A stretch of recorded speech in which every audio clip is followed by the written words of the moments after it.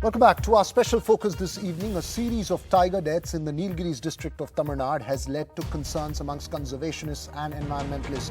10 tigers, including 6 cubs, have been reported dead since the 16th of August. And all these around the Mudumalai Reserve Forest and surrounding areas of the Nilgiris district in the state. A team of the National Tiger Conservation Authority had visited the area and is conducting a probe. While the deaths may be unrelated, the numbers are worrying. So what's causing these deaths in the pristine forests of the Western Ghats? Joining us this evening, Supriya Sahu, Additional Secretary in the Government of Tamil Nadu, also in charge of the Environment Department, also someone who has lived, administered and understood the Nilgiris very closely. Thank you very much for joining us, ma'am. Is there any clarity about what has caused these deaths? Thank you very much for having me on your show, V. Raghav. See, at this point of time, we are just waiting and implementing the SOP.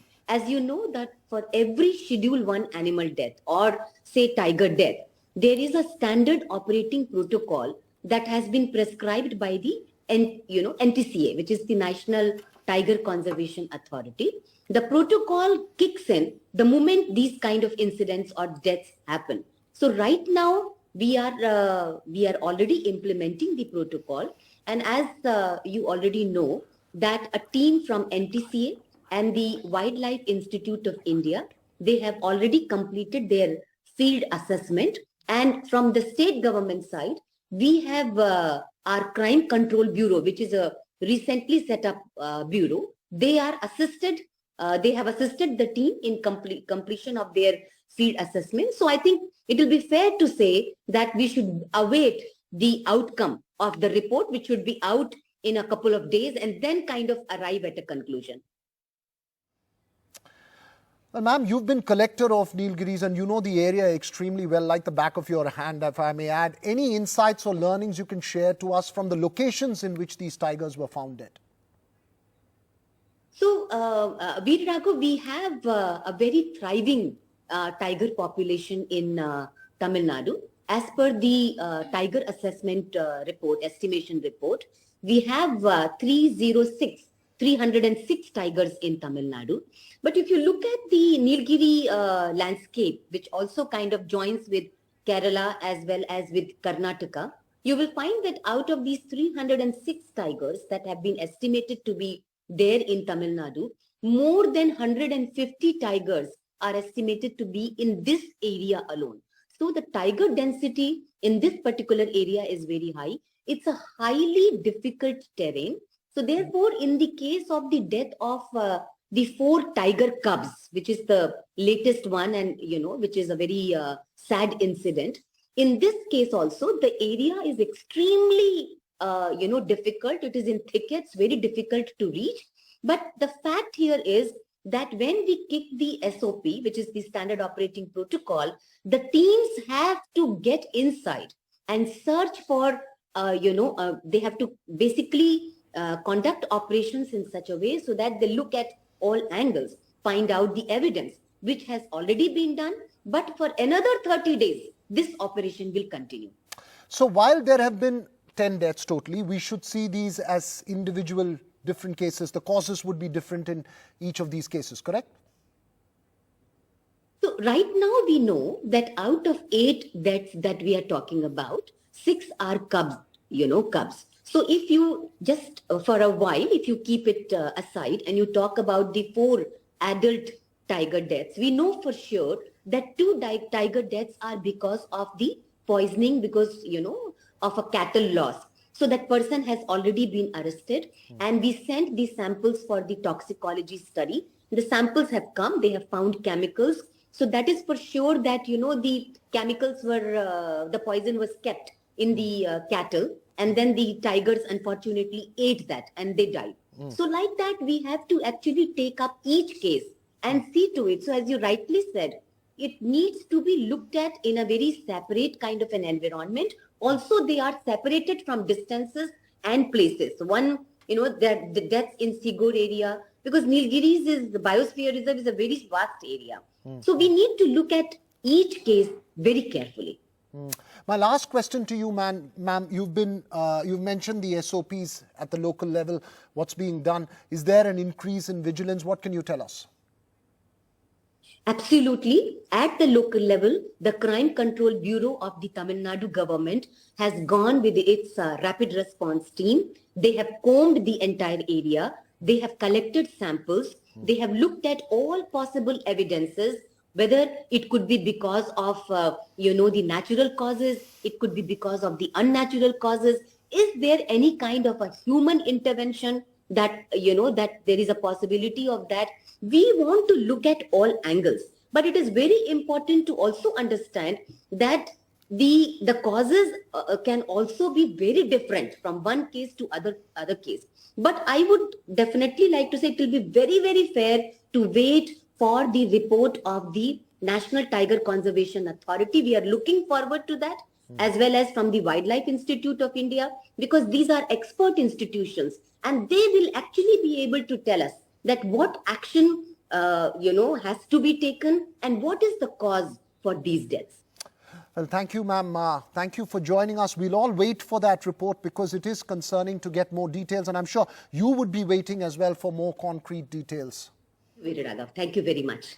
To probe further with us this evening, that same issue, Tarsh Tekekara, a well-known researcher and conservationist based out of the Nilgiris. He's currently joining us from a conference he's attending in the United States. Also with us, Kedar Gore, director of the Corbett Foundation, and my colleague NDTV's Gargi Rawat, who's followed tiger trends in India very closely, and also author of a new book, Tiger Season, that has, that has themes around the tiger conservation in India.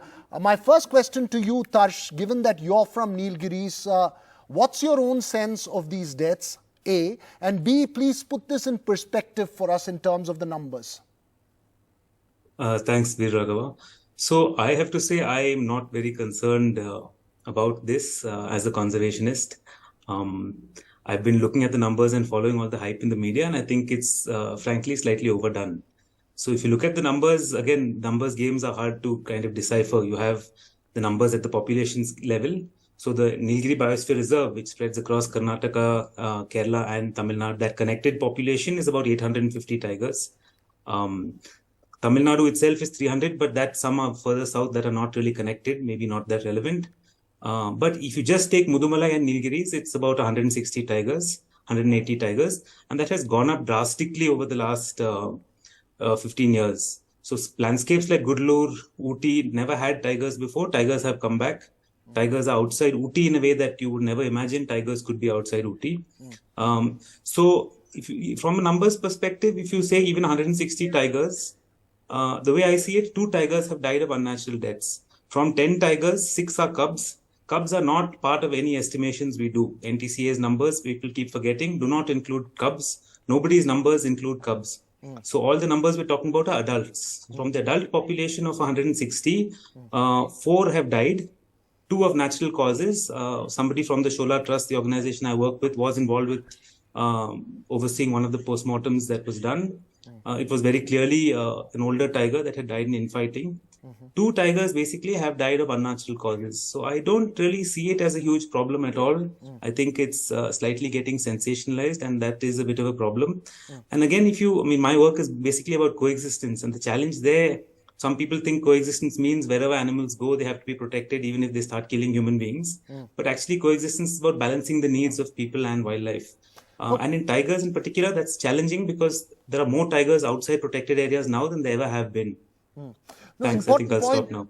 Important point that you make there, putting the numbers in perspective. Gargi, in terms of the larger picture in India, would then the causes of these deaths be a matter, something that one needs to look for very closely? Or would you also see this as perhaps just sensationalizing because we say 10 tigers in 40 days? Well, yes, it's a nice round number, 10 tigers in a month's time and in 40 days have died. But I'd agree with Tarsh that, given that 4 of those are the most recent are the cubs that have died. And there again, the authorities are going to be investigating did the mother disappear? Why did she disappear? Did she abandon them? That happens very rarely.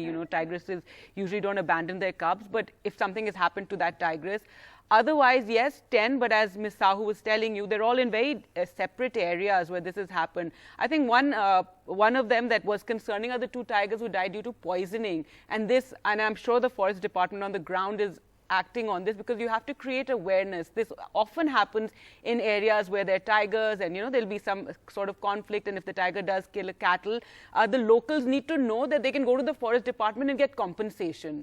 But, they have a lot of anger, and for us, maybe in the cities, it's just one cow, but for them, it's a big deal. So they get very angry, and then I believe somebody's been arrested there as well. I was reading, one of the local accounts, and he was angry that the tiger had killed his cow, and he poisoned it. And then now 2 tigers, we've lost 2, adult tigers. So that is something that is a bit of a concern. And I hope that people on the ground, and I mean authorities as well as NGOs, activists, they need to work with the local populations, because while 300 tigers in Tamil Nadu, it's great. And, with this success, you're going to see more, of these sort of cases happening. And fast action is needed, and it's great to also, have these conversations right now. Right. As Tarsh said, maybe it's not a huge concern. 10 is not such a big number, out of which 6 are cubs. But I'm glad that we're talking about it and focusing on these issues right now, and that is never important. Really, any reasons okay to talk about tigers and conservation, Mr. Gore? And at NDTV, we've always talked about tigers, so that's something. So, Mr. Gore, what would you? How would you see the numbers? Would you be worried about the numbers or the information you're picking up? Also, just explain to us what happens next. Thank you, first of all, for having me on the show. I would agree with Tarsh as well as Gargi that the death of few tigers should not worry us much. However, there must be an effort to identify the real reasons for the tiger deaths. When we all say that, India has been extremely successful in managing tiger populations, we have 3,200 plus tigers now in the country. And this is all very fine and sounds very good. And globally, we are appreciated for the efforts that we do. But I think that now is the time for all of us to reflect on what we have done in the last, couple of decades, as far as managing tiger habitats is concerned. We are seeing a huge increase in the number of tigers. If we look at the tiger reserves or the tiger bearing areas that we have, most of them are fragmented except for, the chunk where Majumalai is in central India and some parts of Tarai Arc and all, where there is connectivity, habitat connectivity. Otherwise, most of the areas are fragmented and surrounded by local people, human settlements there, villages and everything. So tigers are bound to get in touch negatively with people and vice versa. Mm-hmm. And this will always give rise to conflict. So we have to ensure that, Madam who spoke earlier, she said that apparently 2 tigers are known to suspected to be have poisoned, and this is a common thing to happen in India, where tigers share space with human beings. Livestock grazing, free livestock grazing is a habit for many generations. People send their livestock in tiger habitats in forests for grazing. Tigers, although they may have wild prey, they will still prefer the easier prey, which is livestock. Right. And this puts them in conflict with human beings. So it's necessary for us to now see whether we want to still manage tiger habitats as we did for the last 20-30 years, or we need to look at identify some areas where there is a problem of plenty, perhaps, of tiger numbers, and reflect upon what we have done and maybe take some steps towards this. Tarsh, the fact that you know that area extremely well and you work closely in that area, we know that 2 tigers have died because of poisoning, and that's been clear. The other 2, we still don't know the reasons. Can you just explain to us if the cubs were any way related to the other 2 adult tigers? Where was the geographical area in which all these happened? So if you look at it, the cubs were not really related to the adult tigers, I think. Both, I think, were males.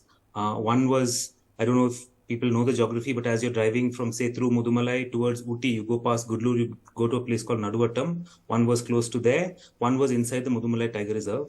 But both were possibly older males that had died from infighting with other tigers. One was, basically there was one case of poisoning in which 2 tigers died. But I think the important thing here is that the Tamil Nadu government has been absolutely forthright in putting out whatever information they have. As soon as this discussion started, the Mudumalai field director put out a document highlighting how each of the 10 tigers had died in their preliminary kind of results of the postmortem. So they've been absolutely transparent in admitting 10 tigers died. So the 2 sets of cubs indicate that 2 other mothers may have died. But there's no cause, none of them are poaching. Now, if the mothers died, it is a question of how did the mother die, what happened, did the mother get displaced by somewhere else, we don't know. But the issue is, I don't think the government is trying to hide anything or cover anything up. In all the cases, they've called in multiple NGOs. Somebody from WWF also, I think, was there when the postmortems happened. And there's, I think, no cause to worry at all. It's more because this 10 numbers hyped up because 6 cubs happened. But actually, it's 4 adult tigers that died, 2 adult tigers that died of unnatural causes, 1 case of poisoning that resulted in the 2 deaths. So 1 case of poisoning, if you look at the wider kind of context, is not relevant at all, I think, to tiger conservation. It's not going to really affect anything very negatively. Right. In terms of the probe itself, Mr. Gore, what would perhaps the NCTA be looking at, not just in terms of reasons, but in terms of perhaps larger learnings for the Nilgiris area per se? Well, I'm sure NTCA people, when WI is involved and a lot of senior officers are involved, I'm glad to hear from Tarsh that there has been no hiding whatsoever, and authorities have been forthright in in talking about the tiger deaths here. It's very difficult to come to a conclusion because some deaths might have occurred earlier, and in the postmortem. Reported late, the postmortem might not reveal anything. So there could be some assumptions that we will have to do. However, one must understand that if there are any deaths related to retaliatory killing, then we must ensure that in future there must not be any delay in addressing the issues of the local communities, because that is where procedural delays is something that always plays a major role in any kind of retaliatory killings that we have seen, whether in now we are seeing in here or in Corbett or any other popular tiger reserves that India has. So we have to make sure that the local community grievances are addressed immediately, and the local NGOs have a major role to play in this, to work with the forest department and make sure that people understand what coexistence is. As earlier it was said, it's balancing the needs of both wildlife and people. So it's really a challenging task, and hopefully this issue will be resolved soon. But one must also look at the national deaths, national level deaths. 145 deaths have taken place already as we speak today in India, and that's also a cause of worry. The topmost is Madhya Pradesh and Maharashtra, and Tamil Nadu ranks on the 4th. So wherever we have seen a large number of tiger numbers increase, there are tiger deaths also reported. In addition to retaliatory killing, maybe territorial fights because of cramped areas in certain tiger reserves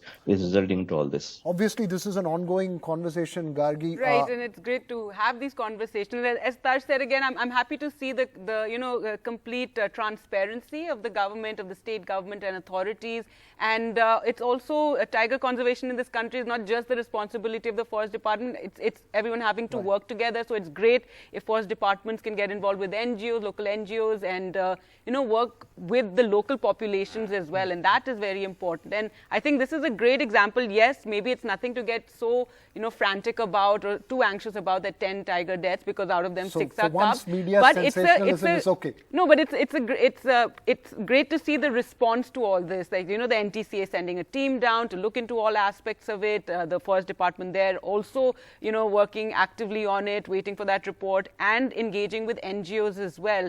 And as we said, if as Ms. Sahu said, said to you that, we're seeing tigers in some areas where we didn't see tigers earlier. So again, there's a need to sensitize the local populations in how to, deal with the presence of tigers, and should there be any sort of conflict situation in terms of domestic cattle being killed, etc. Then they need to know that the NGOs of Forest Department will be there for them, and so it's managing all this. Absolutely, and Tarsh works very closely on all those issues there in the Nilgiris, of course the Western Ghats contiguous mountain ranges there. Thank you, all three of you, for joining us. We'll keep a close watch on tigers in general across India, but that's all we have time for on Left, Right and Centre. The news continues here on NDTV.